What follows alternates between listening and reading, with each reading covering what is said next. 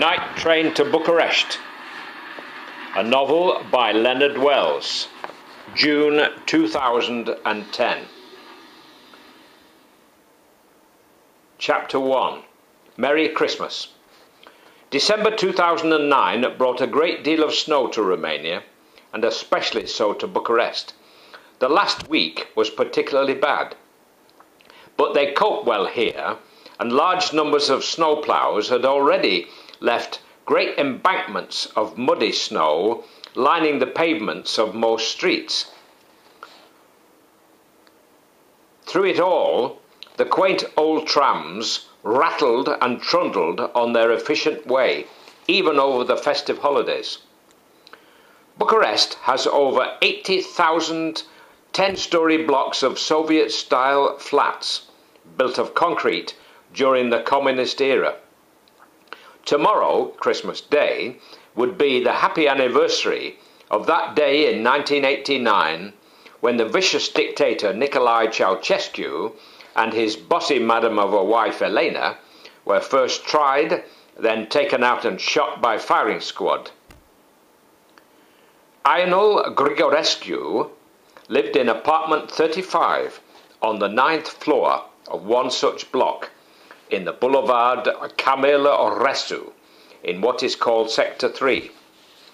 As he closed the door behind him on this cold Christmas Eve, he called out, "Bye, my little Manuela, darling.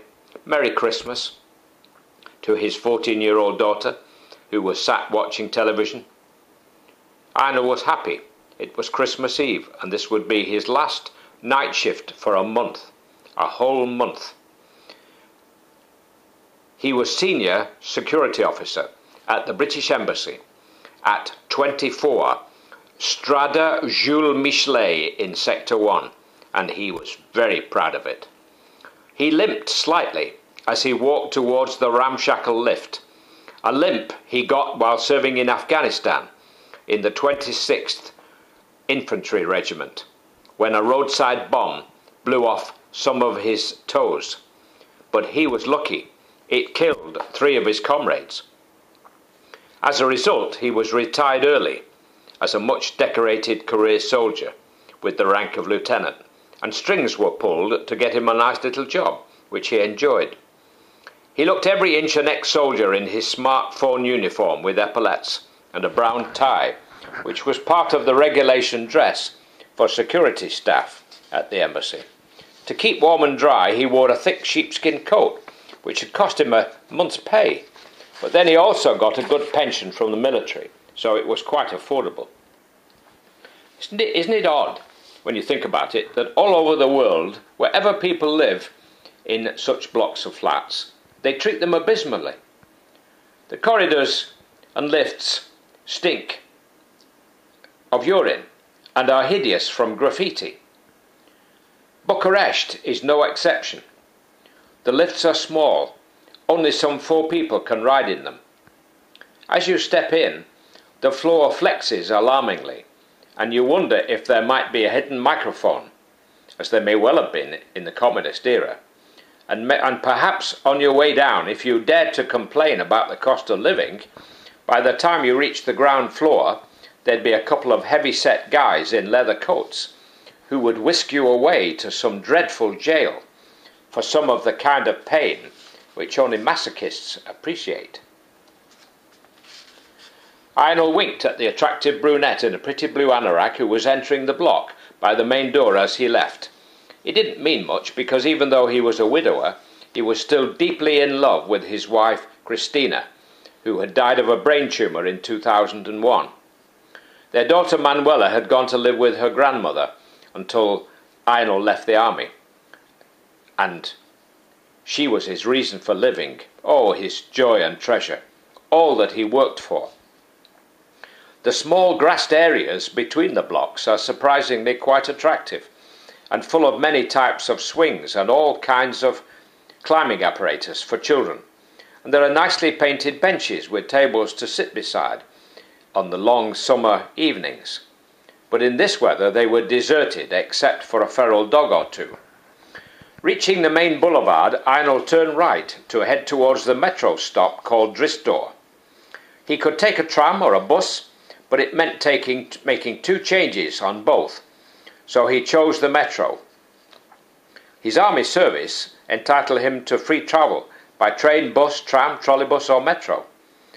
Romanians are very proud of their armed services, and unlike in the UK, they definitely are not charged for their food and accommodation. At the big junction, where Boulevard Camilresu meets Strada Liviu Rebreanu, there is an open-air fruit and vegetable market called Ramnicul Sarat, and it's often full of swarthy country peasants selling their hard-earned produce with an air of hopeless resolution. Arnold almost always bought a couple of oranges or bananas to enjoy with some ice cream from the embassy kitchen during the long night shifts. In Romania, all the power cables run overhead for both electricity supply and the power for the trolleybuses and the trams. And it's always amazing how anyone manages to sort them out when things go wrong.